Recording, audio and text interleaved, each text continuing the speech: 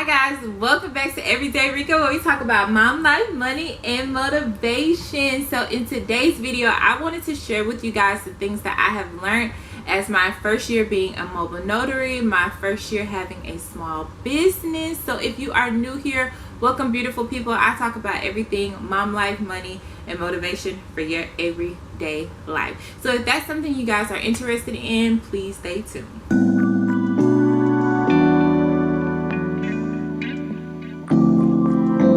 Guys, let's jump right into this video. So obviously the first thing that I have learned starting a new business is to just start. So I started on this journey at the end of 2020, researching some things that I wanted to do for it's like a side hustle that ultimately could become my full-time hustle. So I started researching some stuff and I found Let's Jazz It Up too, and they were talking about mobile notaries and loan signings, and it's something that I really wanted to get interested in.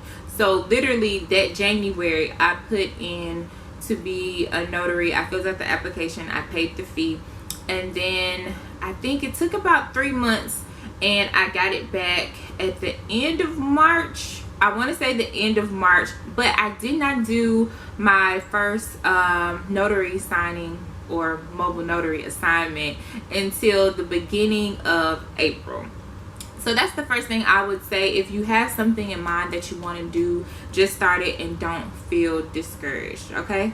All right guys, so the second thing that I have learned about being in business for a year as a mobile notary is learning what to ask on every assignment and also the supplies. If you did not watch that video, I will link both of them. You will see both of them here. One is must-have supplies that you need, and the other video is talking about 5 things that you should ask before you go on a mobile notary assignment. Please watch those if you have not watched those yet. All right guys, so guys, the third thing that I have learned also about being a mobile notary for the first year is organization. It is so important to stay organized, making sure you have your notary journal, you are recording the assignments that you are going on, you're recording the fees so you can keep up with your business taxes.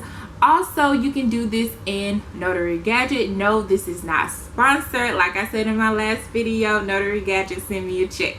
But I think it's just a wonderful way to stay organized. So if you haven't looked at Notary Gadget, please look at it. I did not always do well with recording. So say when like a family member wants you to do a quick notary or a co-worker, have I always been the best at recording and documenting that pay, even if it was $10 or $20? No.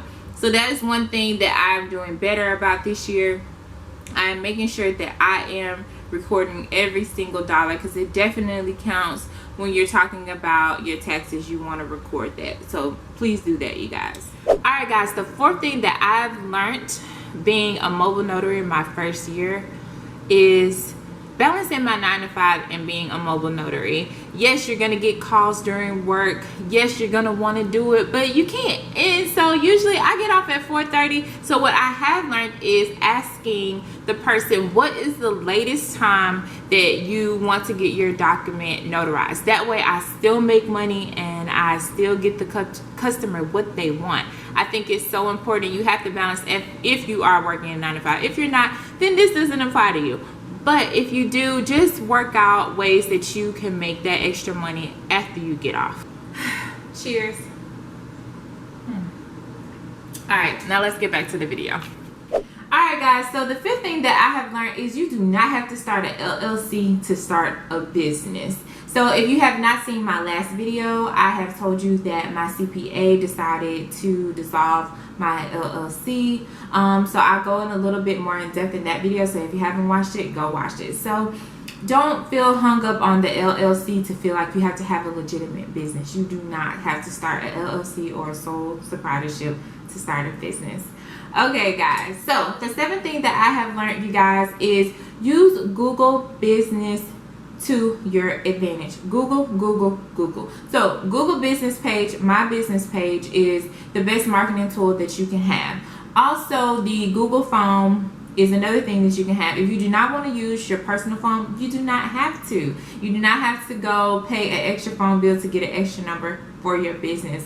Get on Google Voice, get you another business phone, business number. Use that number and you're good to go. So my business page, my Google business page is the best thing that you guys could have. I really think you should use that to your advantage. Alright guys, so the seventh and final thing that I have learned is you are your best marketing tool. So what I mean by that is go get t-shirts, make sure you have your business cards, make sure you have everything that you need to market your business. In a couple of my videos, you guys can see that I had notarized by Parker on some of my t-shirts.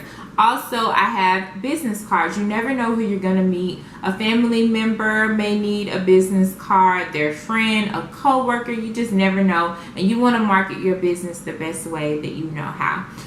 Woo. Okay, guys. So that is everything that I have learned my first year as being a mobile notary.